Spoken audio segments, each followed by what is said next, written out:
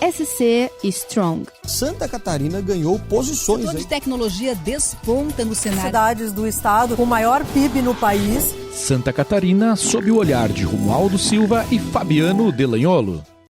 Entregas do Joinvale, que vocês gostariam de destacar nesses poucos anos que tem aí de história? A gente está falando de 2016 até hoje, praticamente 6 anos, né?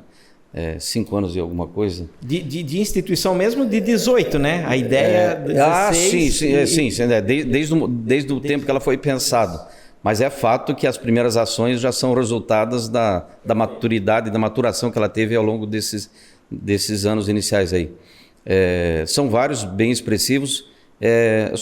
Eu penso que é importante também, Danilo, nessa construção, talvez até dando um passo atrás, se me permite aí, a gente está falando bastante do Joinvale, né? E o Danilo muito bem lembrou, conexão, junção, engajamento coletivo. Então, hoje nós somos percebidos por uma parte desse ecossistema como uma liderança, mas tudo foi construído de maneira coletiva. Muitos dos nossos projetos nós não criamos, nós não inventamos.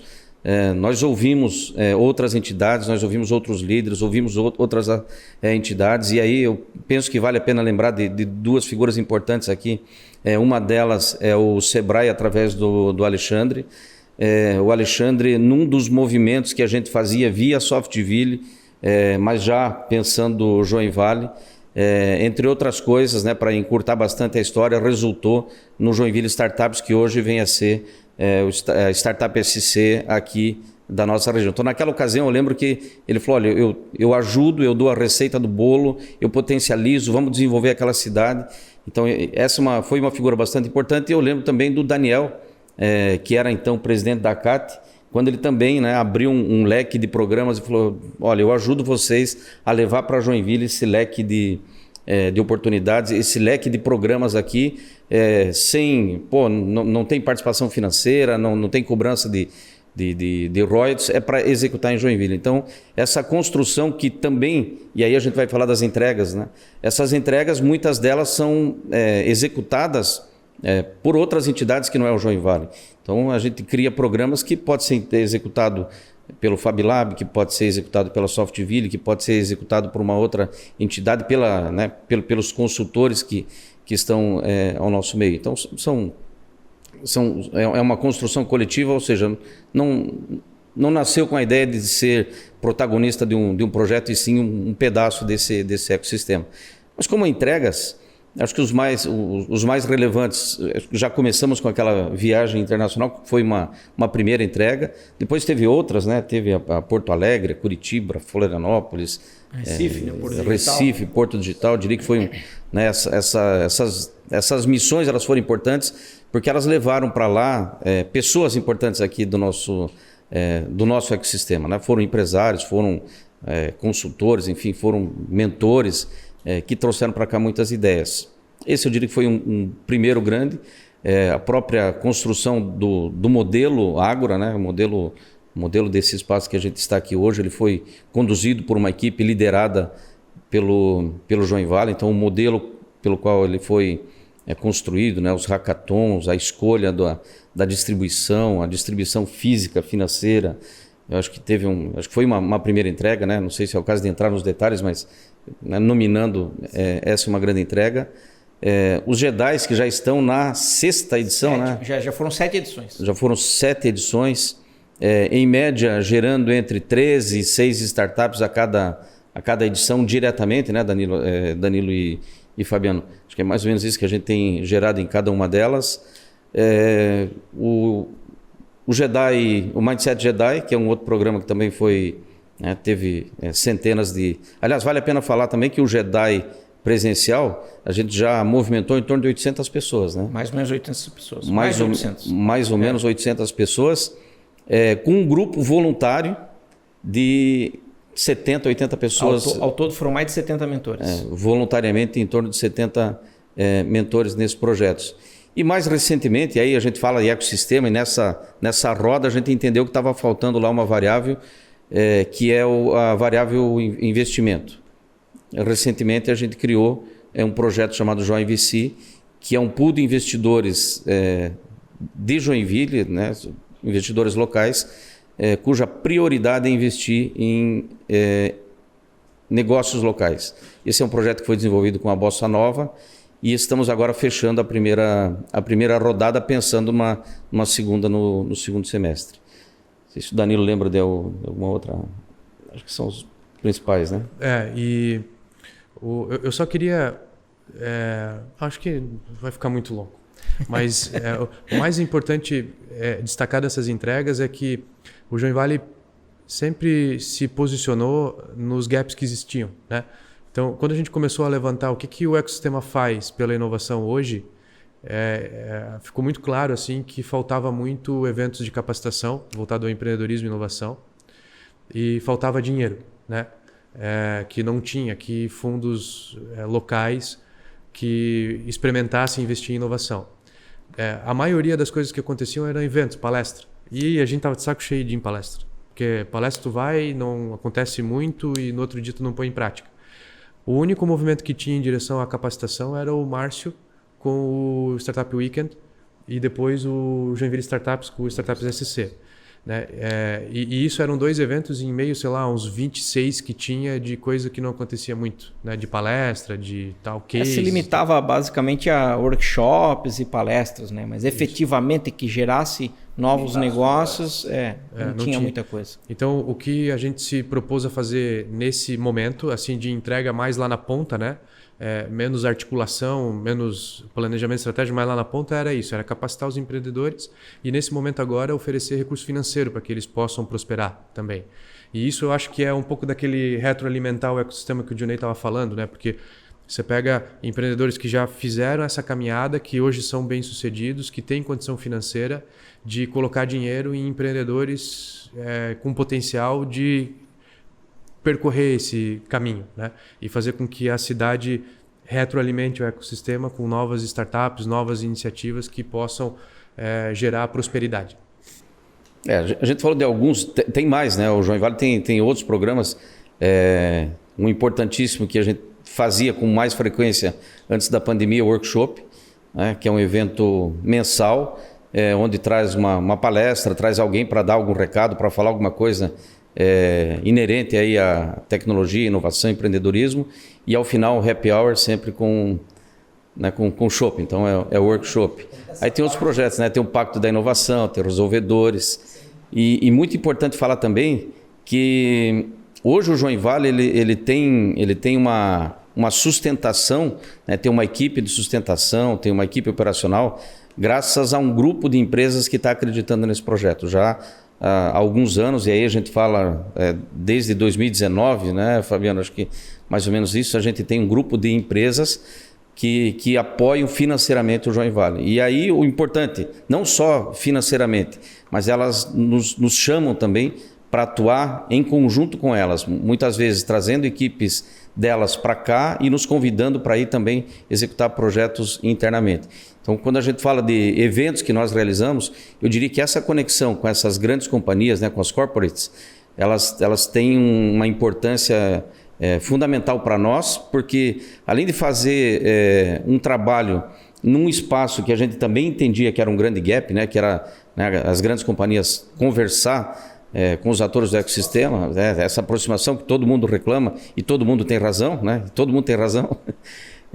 A gente está conseguindo, de alguma forma, mostrar valor, tanto é que eu diria que o que dá o aval de que a gente está mostrando valor é o retorno financeiro que elas acabam dando como contribuição e contrapartida. Então... Eu só queria destacar uma dessas entregas assim, que deu muito prazer para a gente, que foi o Ágora, sabe? E como é raro ouvir a história do Ágora sobre a nossa perspectiva de quem estava no governo, eu queria 5 minutinhos só para deixar isso registrado para a posteridade. Eu fui muito simplista quando eu falei da entrega do Ágora, né? E assim, o Ágora, claro, assim, o mérito da entrega física do Ágora, de toda a coragem e tal, é do Perini, porque o Perini botou muito dinheiro aqui. É um posicionamento estratégico para a empresa deles também. E isso nunca ninguém vai tirar, mas o que a gente sonhava lá atrás era que nós tínhamos a missão do Parque Tecnológico, né? Só que o Parque Tecnológico era lá na Zona Sul. e em torno do campus da UFSC. E havia uma disputa ali, onde que ia ser, né? Que estava se arrastando há anos, né? Há anos. E esse terreno... bom, a UFSC mudou a reitoria, né? A reitora, na época, não deu força para aquele campus lá na Zona Sul, ela tinha uma outra forma de pensar a gestão da universidade. E essa reitora terminou seu mandato e o chancelier acabou assumindo, né, o novo reitor com um mandato mais próximo da iniciativa privada e tal. E o Marcelo e o Emerson, aqui do Perini, se movimentaram de maneira muito assertiva em trazer o campus da UFSC para dentro do Perini. Que eu acho que é um presente para a UFSC, que é um modelo que deveria ser repetido, e para a própria cidade de Joinville, porque eu acho que aquele campus lá na Zona Sul teria sido um equívoco do ponto de vista de planejamento urbano, expansão territorial, desnecessário. Então vir para cá foi uma jogada importante do Marcelo e do Emerson à época. E quando o campus da UFSC veio para cá, a gente lá na secretaria entendeu que talvez fosse saudável o Parque Tecnológico vir para cá também, né? E a gente veio conversar com o Marcelo algumas vezes a respeito disso. E o Marcelo tinha uma visão sobre o Parque Tecnológico de que havia muito metro quadrado ocioso, lembra? Não era rentável, pouco metro quadrado para locação, muito investimento. E aí a gente começou, dentro da secretaria, a criar uma estratégia de como sensibilizar o Perini para fazer a aposta no Parque Tecnológico. E uma coisa que a gente percebeu foi que nós tínhamos uma visão de Parque Tecnológico porque a gente havia percorrido um caminho. A gente foi lá no Porto Digital ver como é que funciona, foi na ACAT, foi no Cubo, foi num monte de lugar. Barcelona, né? Foi em Barcelona. 22 arroba lá. E aí a gente resolveu chamar o Perini para próximo do ecossistema. E um dos movimentos foi convidá-los a participar do Concite, lembra? Que daí ele ia estar mais perto das discussões, ia entender melhor o que estava acontecendo, talvez ia facilitar na tomada de decisão. E um dos movimentos dentro do Concite foi convidar o Fiat, que foi quem desenhou o Parque Tecnológico na Zona Sul, para estar no mesmo evento que o Emerson, né, que já era conselheiro do Concite. E o André Gomide, né? E o André Gomide do Smart Cities, para que ele se conhecesse. E o André Gomide estava pautado para falar de Parque Tecnológico no Perini, entende? Para frequência e repetição, né? Isso viu de outros meios e tal.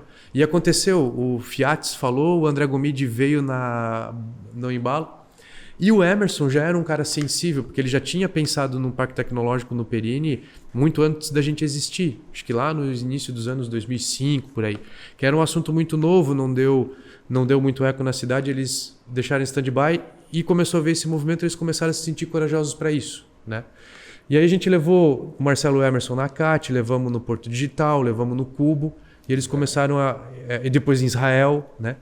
E lá em Tel Aviv e tal, e eles começaram a ver que isso talvez fosse um bom negócio. E decidiram fazer o Parque Tecnológico.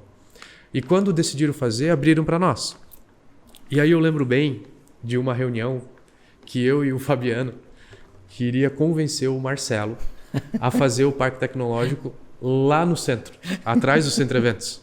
Lembra? No Sim. Parque Perini. Parque Perini. Por quê? Porque a gente tinha um projeto de ressignificação, requalificação do centro. A gente sempre sonhou em ter um centro mais próspero e tal. E, puta, uma atividade âncora como essa, aquilo vira um efeito de onda que pro centro ia ser do caralho. Sim.